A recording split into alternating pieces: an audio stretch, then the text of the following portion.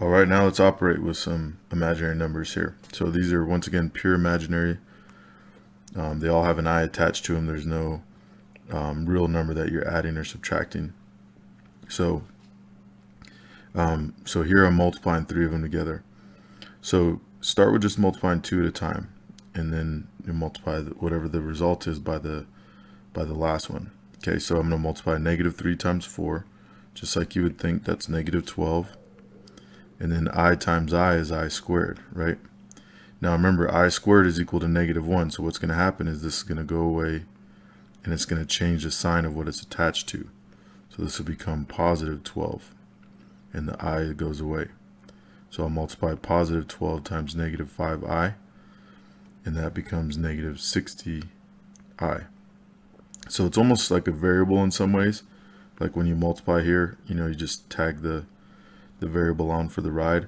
But when it becomes squared, or any higher power, it's going to turn into something different and kind of go away. Okay, so, all right. Now, number 8. So here I have 7i squared, so I'm going to do exponents and then multiply, right? So if I square 7i, that means 7 times 7 is 49. I times I is I squared, right? So then the I squared will turn into negative 1.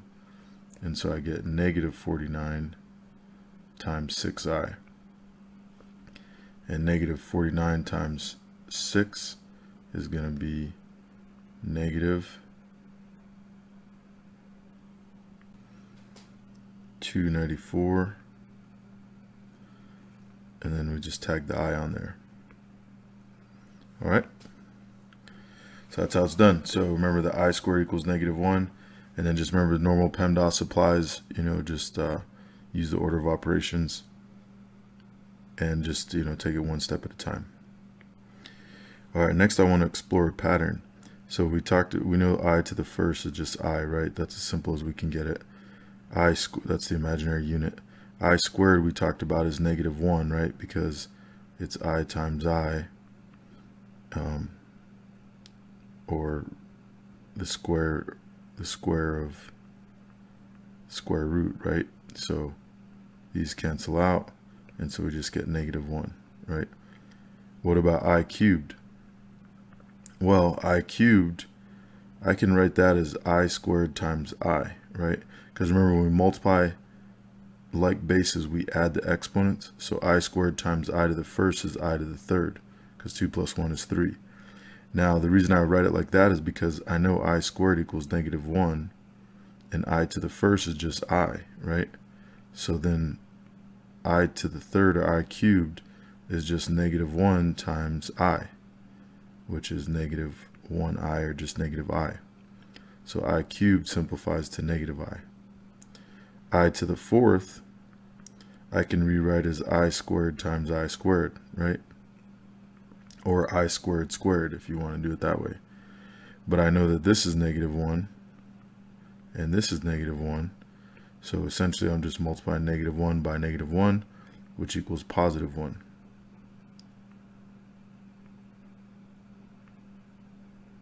Okay, so I to the first simplifies to I squared to negative 1, I cubed to negative I, and I to the fourth to 1. So now let's go down to I to the fifth.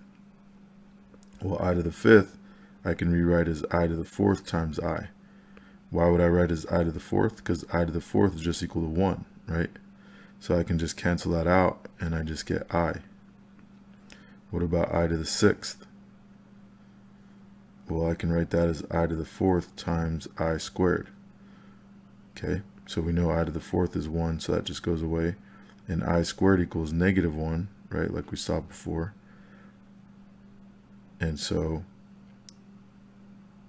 this is just going to be 1 times negative 1, which is negative 1. I to the seventh, I to the fourth times I to the third. We know I to the fourth is 1. I to the third is negative I. So it's going to be 1 times negative I, which is negative I. I to the eighth, I can rewrite as I to the fourth times I to the fourth. And both of those are 1, right? 1 times 1 is 1. All right, so hopefully you're realizing a pattern. Let's look at I to the 9th. Okay, that's going to be, I can write that as I to the 8th times I to the 1st. So I to the 8th cancels out to 1, and I to the 1st is just I. Okay, I to the 10th, what's that going to be?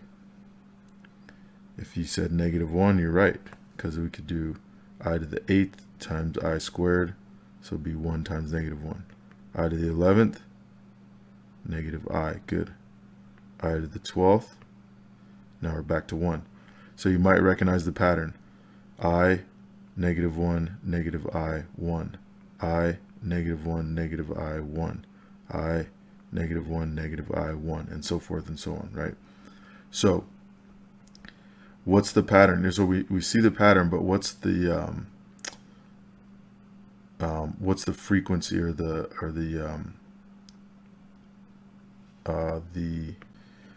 what's the period or the regularity of the pattern? And you might notice that it's every 4, right? So let's use that pattern to take a look at these ones here. So if I have I to the 42nd, how can I do that without, just continuing on this pattern forever, right? Well, I noticed that every 4th I, the pattern restarts, right? So if I can just find out how many after that 4th term, that 4th I term there are, then I can figure out where it is in the pattern, right? So for example, with I to the 42nd, if I'm looking for every 4th, 4, 8, 12, I'm looking for multiples of 4, right? So what's the closest multiple of 4 to 42? That's below it. It'll just be 40, right? So I can write this as I to the 40th times I squared. And I know I squared is equal to -1. So it's just 1 times -1, right? So that just equals -1. And that's my answer. All right, so that's what you want to do, is find the closest multiple of 4 to this number, to the exponent. That's the closest multiple of 4 that's below it, and then figure out how many remaining after that there are. Okay. Now a shortcut. Let me just write the pattern here. I to the 1st is I squared is -1, I cubed is -I, and I to the 4th is +1. Excuse me. All right. So here's the pattern, right?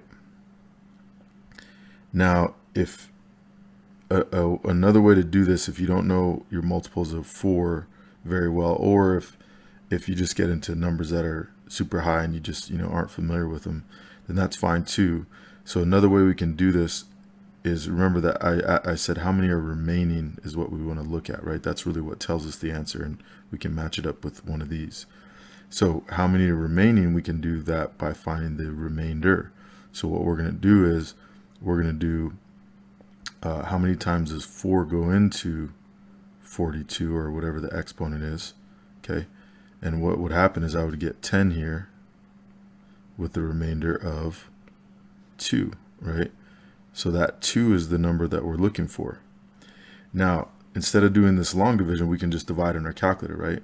But if I divide 42 divided by 4, I'm going to get a fraction. I'm going to get a decimal, excuse me. And so remember that how decimals are formed with long division are by dividing by the denominator, okay? So this is 10 2/4. So here I would get 2/4, right? Which is the same as 1/2, which is the same as 0.5, right? So if you divide on your calculator and you get a 0.5, like 42 divided by 4 would be 10.5, then that tells you that this is going to be your answer, okay? If you divide on your calculator and you have a remainder of 1, that's going to be 1 divided by 4, right? So that's going to be a 0.25.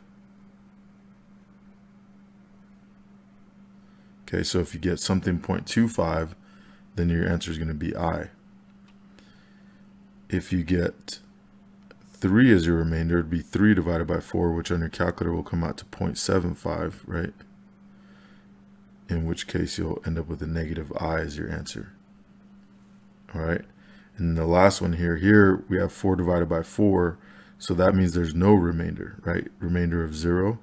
So that means you're going to get a 0.0 or no decimal. Okay. And that means your answer is going to be 1. Okay.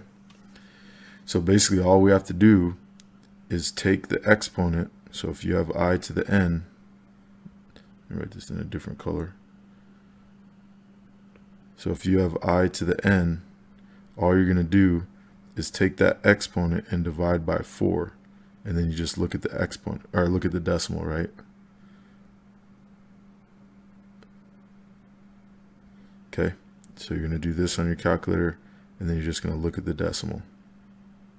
And then that'll tell you which one of these answers you get. Okay, so let's try number 10 here.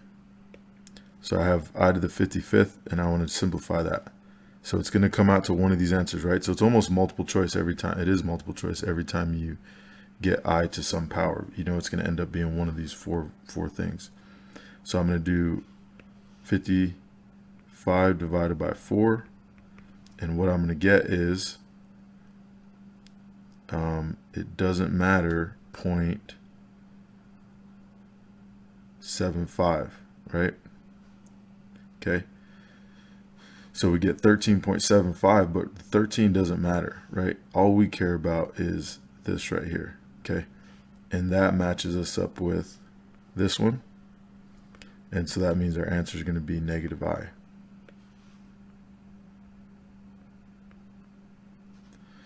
All right. So that's how it's done. So you just divide the exponent by 4. Your remainder tells you, okay, well, that means I have 3 out of 3/4 left, right? Or I cubed left over. And so then that means you're going to have negative I. Let's check out number 11. So I'm going to do the same thing. I'm going to take this 89, this exponent. I'm going to divide by 4 on my calculator. And I'm going to get, doesn't matter, 0.25. Right? Well, since it's 0.25, that's going to match up with this one. So my answer is just I. Positive I. Okay? All right. So that's how we simplify I to some power without having to make a whole list, right? Like we did here. But the list was helpful to find our pattern.